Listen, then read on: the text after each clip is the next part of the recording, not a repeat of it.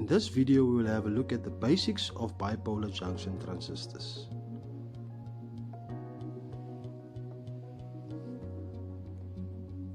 First, let's have a look at what is a bipolar junction transistor.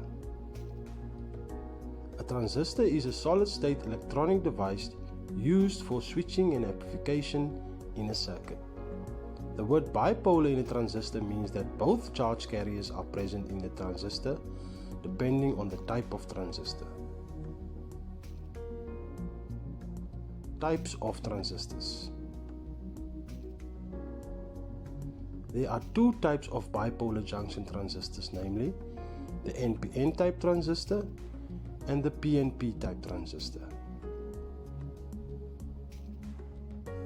Let's now have a look at the construction of a bipolar junction transistor. First, we will discuss the NPN transistor. It consists of two larger N-type materials separated by a thin section of P-type materials. However, the PNP type transistor consists of two larger P-type materials separated by a thin section of N-type materials. Both of these transistors consist of three sections, namely the emitter, the base, and the collector.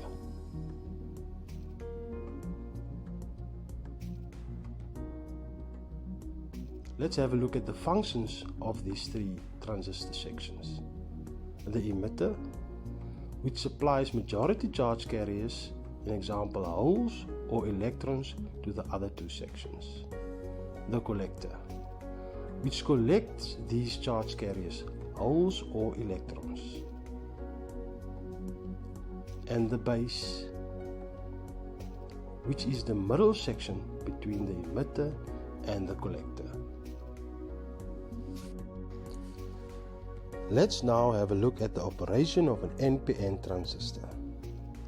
An NPN transistor has a forward bias on the emitter base junction and reverse bias on the collector base junction. This means for a transistor to be in operation, a small current, which is the base emitter current, needs to flow. When this happens, a process called diffusion takes place, whereby electrons from my N-type material in the emitter region will start to flow towards my base of my transistor. However, because of the fact that my base region consists of only a thin layer of P-type material, not all of my electrons will recombine with my holes in the base region. This causes that a large amount of electrons, about 95 to 98%, will now diffuse to the collector region. Now, when this process has been completed, only then a larger amount of current will start to flow from my collector through to my emitter, and we can then say that my transistor is in full operation. The operation of a PNP transistor. This transistor works on the very same principle in the sense that for it to operate, the base emitter region needs to be forward biased and the base to collector region needs to be reverse biased. Now, before the transistor starts to operate, a small base to emitter current needs to flow. When this happens, diffusion will take place and holes from my P-type material will start to flow towards my base of my transistor. However, because my base consists of only a thin layer of N-type material, only a small amount of holes will recombine with my electrons in the base region. And this causes a large amount of holes to diffuse to my collector region, which is more than 95%. When this process is completed, a larger current will now flow from my emitter towards my collector. I want you to see the difference between the flow of current between the two transistors. For the NPN transistor, current flows from my collector to my emitter, and for the PNP transistor, current flows from my emitter to my collector. and that is how the two transistors operate. Currents in transistors. Transistors consist of three currents, namely emitter current, base current, and collector current. It is then clear to say that from the operation of transistors and how these currents flow, that the emitter current is the sum of the collector and the base current.